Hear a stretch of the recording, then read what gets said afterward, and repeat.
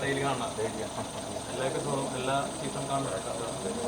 ഇത്ര നാള് ഈ എല്ലാ സീസണും വെച്ചിട്ട് ഏറ്റവും ഫേവറേറ്റ് കളിച്ചിട്ടുള്ള ചേട്ടൻ എന്ന് പറയാം. ഡോക്ടർ റോബിന്റെ ഫാനായിരുന്നു.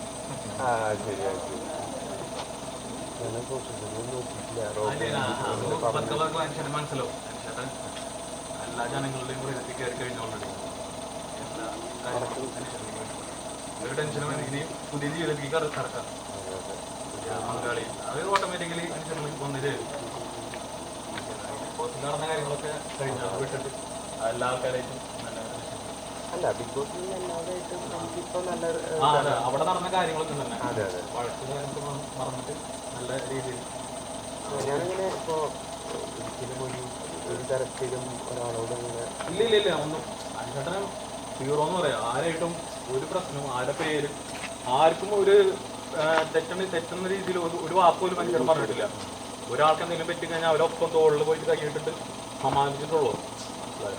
ഒരു സീസണിൽ ആരും ഇല്ല. അനുചേട്ടൻ വൺ ആൻഡ് ഓൺലി മനസ്സിലായോ?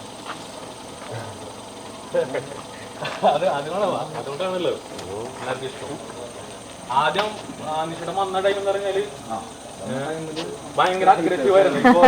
ഓപ്പൺ ആയിട്ട് പറയാം, ആദ്യം വന്ന ടൈം അനീഷേട്ടൻ കയറി എന്നിട്ട് പറഞ്ഞു ഞാനാണ് ഇവിടുത്തെ വിജയ് എന്ന് പറഞ്ഞിട്ട് അനുമോൾ അങ്ങോട്ട് വരുന്നുണ്ട്. ഞാൻ ആരും വരണ്ട, ഞാൻ ഓൾറെഡി വിന്നർ.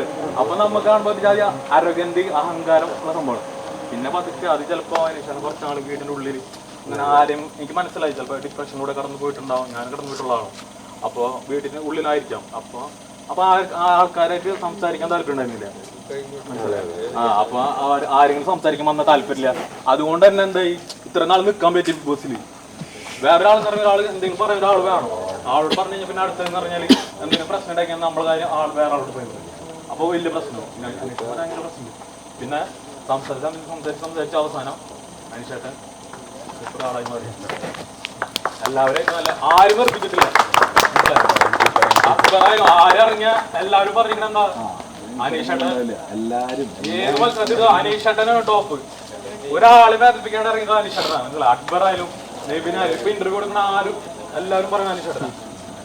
അങ്ങനെ ഒരാൾ പേര് ബിഗ് ബോസിൽ ചരിത്രത്തിൽ പറഞ്ഞിട്ടില്ല. മനസ്സിലായോ? പിന്നെ ഒരാൾ തളർന്ന് എടുക്കും തോളത്ത് തട്ടിയിട്ട്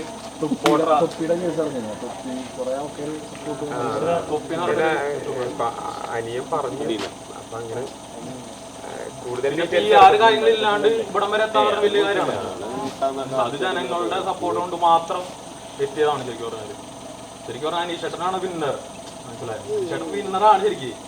അനുമോൾ എന്ന് പറഞ്ഞ വ്യക്തി PR ന്റെ ബലത്തോണ്ട് മാത്രം ജയിച്ചൊരു വ്യക്തിയാണ്.